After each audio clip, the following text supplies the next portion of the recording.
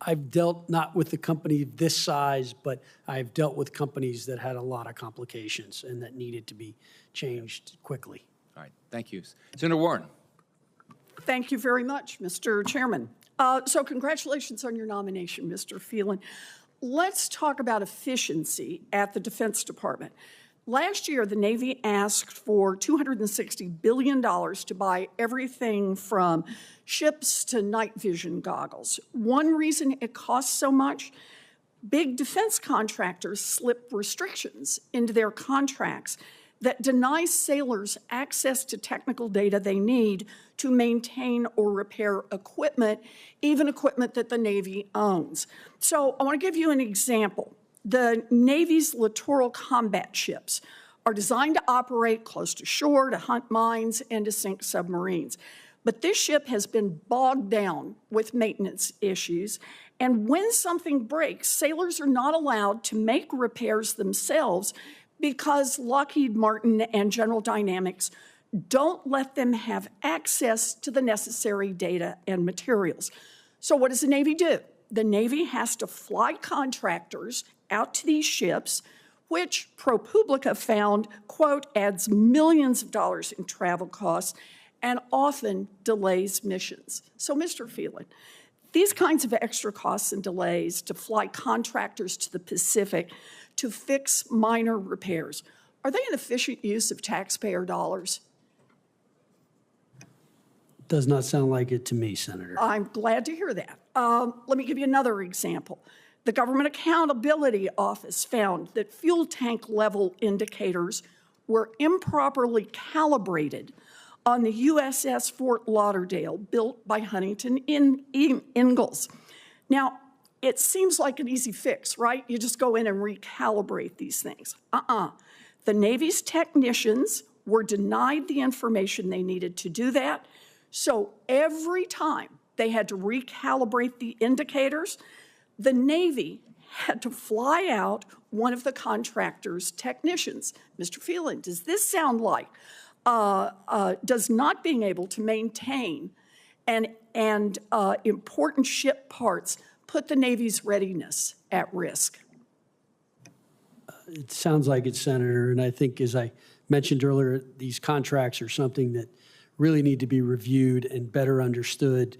And I think that if confirmed, that's something I intend to do, is focus on that. And I appreciate that, Mr. Phelan, but I want to see more than just reviewed here. Sailors need to be able to rely on their equipment, and that means being able to maintain their own equipment. But from fiber optic navigation lights to cranes that deploy search and rescue boats, sailors do not have the right to repair their own equipment thanks to defense contractors who want to squeeze more money out of the military. Many people on this committee, both sides, Democrats and Republicans, understand the risk here. Chairman Wicker released a report last year showing DOD, quote, consistently underperforms in procuring data rights, and pointed to the lack of technical data as a factor that, quote, inevitably leads to reduced training and readiness. Mr. Phelan, can we count on you to advance the Navy's right to repair its own equipment? Thank you for the question, Senator. I know this is an issue very important to you. As I said, it is something that I intend to study and look at, and what I'd commit to you is let me come back to you and look at this and understand it, because it is a complicated issue.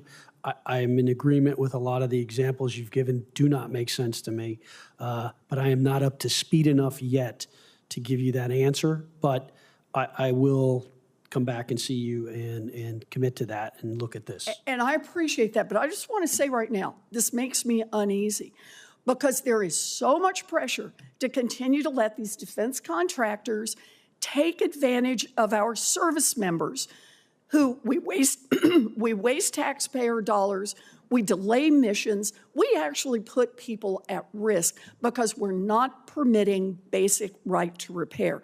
Technical data needs to be a must-have in acquisition contracts for the Navy.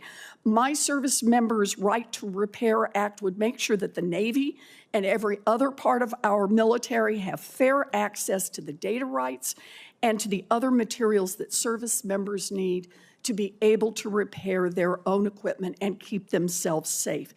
Military right to repair has bipartisan support here in the Senate. I want to work with the administration, I want to work with my colleagues, and I want to work with you. We owe it to our taxpayers, and we owe it to the men and women in the field to get this straightened out. What's happening right now is fundamentally wrong, and we can put a stop to it. I apologize for going over, Mr. Chair. Thank you very much, Senator. And Senator